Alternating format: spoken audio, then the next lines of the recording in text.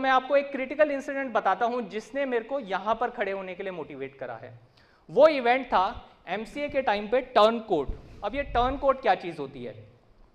College level का competition था, उसमें यह था आपको स्टेज पे जाना है, फॉर और अगेंस्ट टॉपिक के आपको ही बोलना है। तो जो टॉपिक दिया जाएगा उसकी फेवर में भी आपको बोलना है और उसके अगेंस्ट भी आपको बोलना है। अब मेरे साथ क्या था, मैं टेक्निकली अच्छा था पर स्टेज पे जाने में एक हेजिटेशन थी कॉलेज टाइम तक। और वो हेजिटेशन एक मैं hidden back of the mind, वो नाना पाटेकर वाली बात बता रहा हूं, वो स्टेज पे जाकर सिर्फ बोलने की नहीं थी, वो स्टेज पे जाकर इंग्लिश में बोलने की थी। तो मेरा टेक्निकल इवेंट किसी कारण से कैंसिल हो गया। मैंने सोचा अब इस इवेंट को तो रहने देते हैं, स्टेज पे जाएंगे झंड हो जाएगी। क्या हो जाएगी? झंड हो जाएगी। पर कितने लोगों को ये शब्द पता है? ज्यादातर को पता है झंड हो जाएगी, है ना? बेइज्जती हो जाएगी, आप स्टेज पे जाओगे। फिर मन में ये आया कि एक ऑर्गेनाइजेशन की बात है, उस कॉलेज में जो हम गए हैं वहां पे पार्टिसिपेशन के भी मार्क्स मिलेंगे, आई शुड पार्टिसिपेट। जो मैंने आपको value is equal to participation की बात करी, चाहे मैं सक्सेस मुझे मिले या ना मिले, आई शुड एटलीस्ट पार्टिसिपेट। मेरे को पार्टिसिपेट करना चाहिए, पार्टिसिपेशन के मार्क्स लेने चाहिए। मैं उस इवेंट में गया, सीढ़ियों पे चढ़ते चढ़ते एक क्रिएटिव दिमाग काम कर गया। क्रिएटिव दिमाग ये था, उसने ऑर्गेनाइजर से ये पूछ लिया, इंग्लिश में बोलना जरूरी है क्या? हिंदी में भी बोल सकते हैं? यानी सर हाँ, ऐसा तो कोई गाइडलाइन नहीं है, आपको जैसे बोलना हो, जिस लैंग्वेज में आप कंफर्टेबल आप उसमें बोलो। मैं स्टेज पे गया, अपनी पूरी स्पीच दी। जब मैं ऑफ स्टेज आ रहा था तो मैं बड़ा कॉन्फिडेंस था, मुझे में बड़ा कॉन्फिडेंस था। किस चीज का कॉन्फिडेंस था? कि मेरा तो होना नहीं है।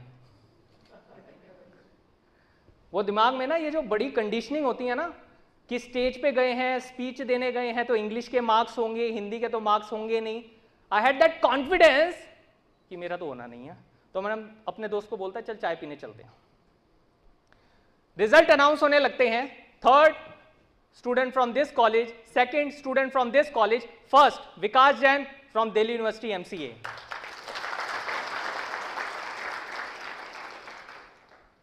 उस दिन मुझे लाइफ का पहला सक्सेस सूत्र पता चला। मैं आज आपके सामने 10 बताने वाला हूं। पहला सक्सेस सूत्र क्या था?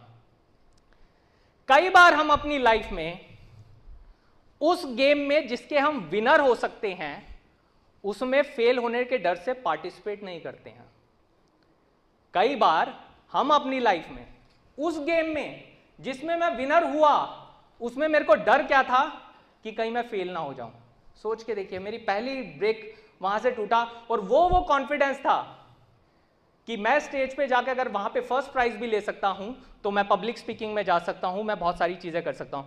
दोस्तों मैं आपको एक बात बताने वाला हूं, अगर आप सोच रहे हैं कि एक दिन एकदम से कुछ लाइफ बदलने वाली है, ऐसा बहुत कम लोगों के साथ हुआ है। पर रोज की रोज थोड़ा थोड़ा करने से बहुतों की लाइफ बदली है।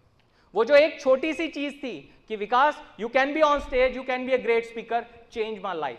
That is my success sutra number 1, overcome fear of participation in a game in which you might be the winner.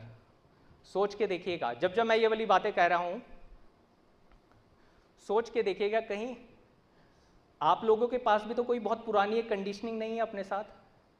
मैंने ये करा था, मेरा वो रह गया था, मैं एक क्लाइंट के पास गया था, उसने मना कर दिया था, मैं उससे बोल नहीं पा रहा हूं, मुझे हेजिटेशन हो रही है कि कहीं उसने ये कह दिया तो। मैं किसी बड़े डीलर के पास जाता हूं, बड़ा डीलर ने मना कर दिया तो क्या होगा? वहां पे तो जो सेल्समैन जाएगा वो बड़े वाला जाएगा, मैं उस कंपनी का टारगेट नहीं कर पा रहा हूं।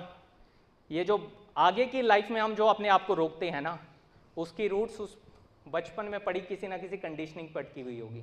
आपने अपने आप को अपने आप टैग कर दिया होगा, मैं इस चीज में अच्छा नहीं हूं। Time to revisit. एक बार अपने आप को देखिए, कहीं कुछ और तो नहीं।